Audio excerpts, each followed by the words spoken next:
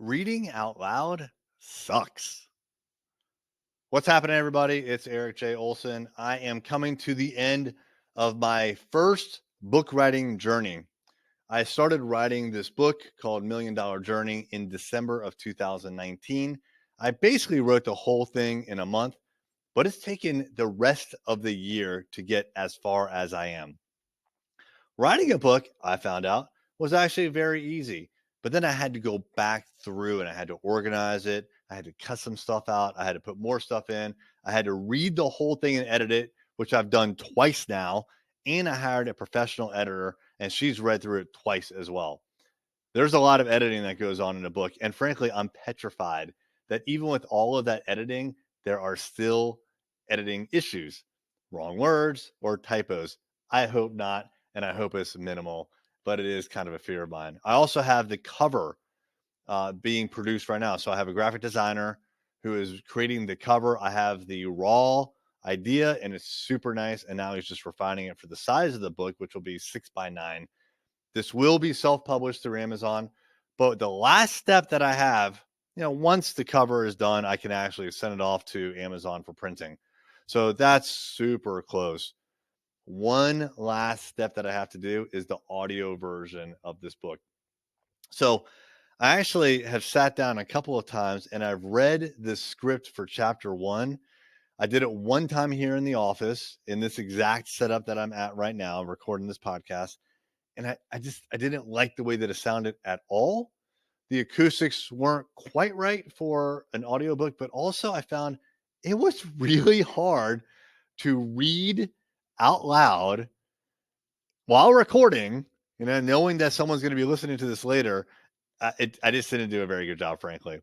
So I did it a couple more times. I did it a second time in a podcasting room at a co-working space down the street.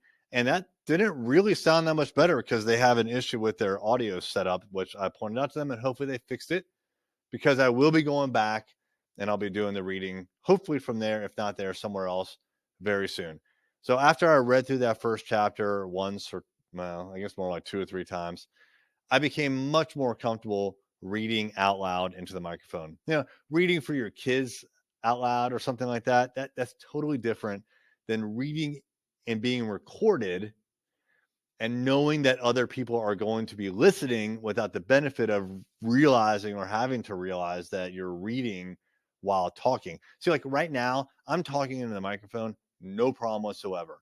But reading from a script is totally different because I'm going like off the cuff. Everything that I say, this is not scripted. So I can just talk.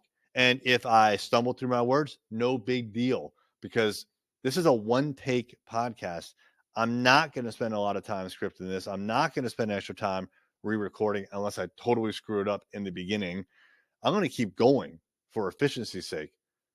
But with a book, with an audiobook, it's not so much efficiency, it's not so much productivity, it's quality. And so it's a little bit scary, but I am going to go through with it. A lot of people have given me feedback that if an author does not read their book, they are not interested in buying the audiobook. And guess what? I'm the same way. I will listen to audiobooks that are recorded, narrated by someone who's not the author, but I always prefer it to be the author. So I need to go find a studio. Like I said, hopefully the co-working space down the street, they fixed their audio issue. I'm going to check it out tomorrow, and I'm going to be doing a lot of recording. It's going to take about 8 hours to record this book. The book's about 156 pages long.